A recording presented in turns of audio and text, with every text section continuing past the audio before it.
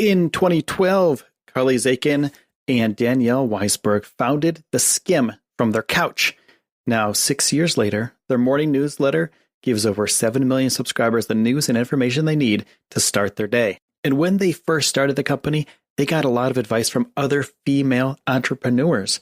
And now they're sharing those conversations and more on their podcast, Skimmed from the Couch, SKIMM' from the couch. Every week, you'll hear from women like Ariana Huffington, founder of the Huffington Post and Thrive, on why she puts her phone to bed at night, or Melanie Whalen, CEO of SoulCycle, on why she has a millennial mentor, or how actor Taraji P. Henson got over her first rejection and learned how to negotiate for herself. It's a podcast about the real stuff, tips and tricks to launch, grow, or change your career. The only rule on the couch, no BS. And check out Skimmed from the Couch wherever you listen to your podcasts. 9. T-minus 8 seconds. 7, 6, 5, 4, 3, 2, 1. We have ignition and liftoff.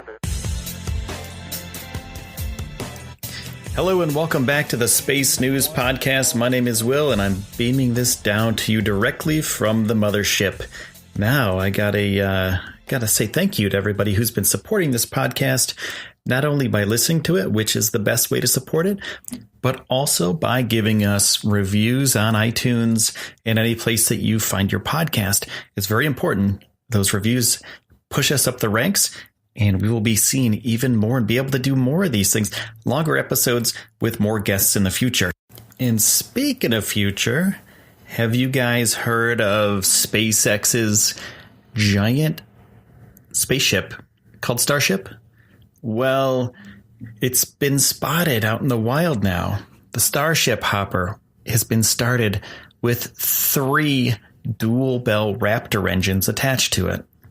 According to the website Teslarati.com, SpaceX has mounted real Raptor engines, which is presumably the first time that this system has ever been mounted to something that might actually fly. Now, these might not be there to fly. They might not be there to fly. These could just be placeholders.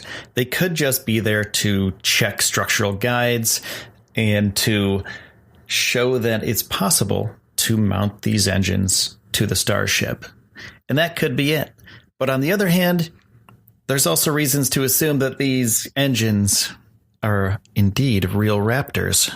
Elon Musk recently stated that the test vehicle would sport 3 Raptors. And it's the most unexpected moment yet for the prototype Starship. So this Starship, let me back up here for a second. This Starship is what's going to take space tourists around the moon.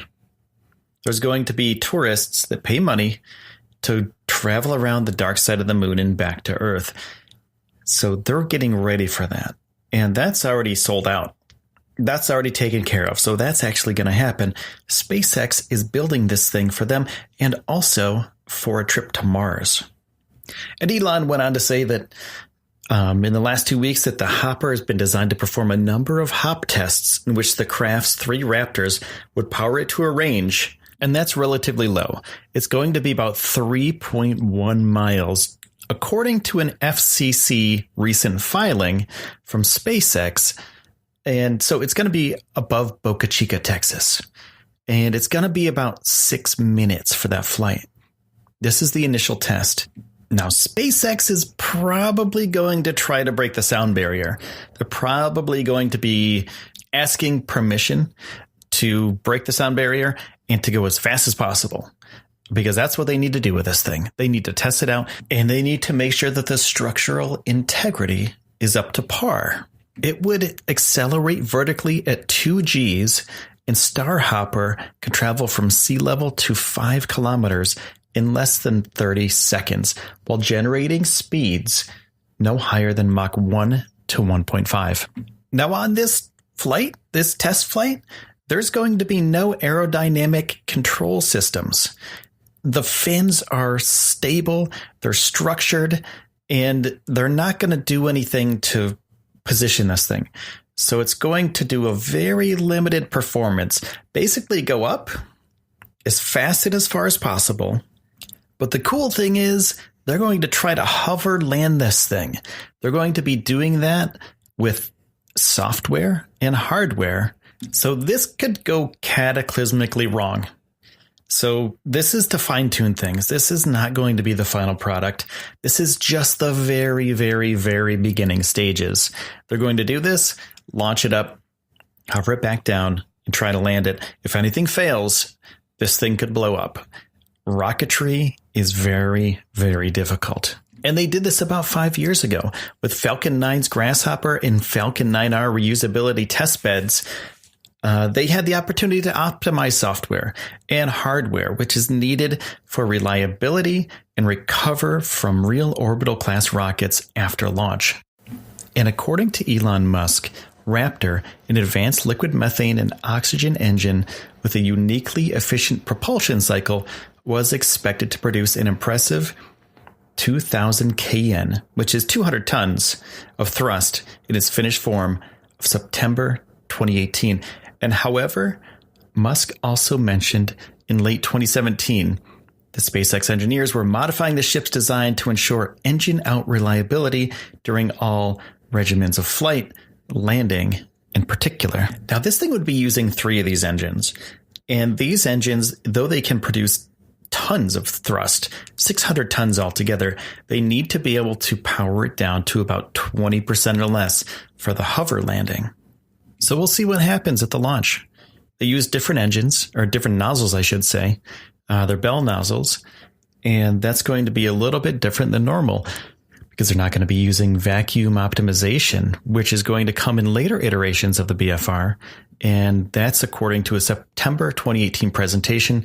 And for now, Raptor SL, or medium expansion compromise, will do double duty on the booster and upper stages, which makes development dramatically simpler for the near future. So they're going to be doing these tests without the best nozzles. This is going to happen in the near future, and I will be here to help bring you guys that information as soon as I get it. So I want to say thank you to everybody who's been supporting this podcast, and thank you for listening to this episode about SpaceX's brand new Starship engines. I know this is a quick episode, but it didn't really need much more than this, to be honest with you. So again, thank you for the support, and make sure to subscribe. And I will see you next time on the Space News Podcast. My name is Will, and I'll see you soon. 7, 6, 5, 4, 3, 2, 1. We have ignition and liftoff.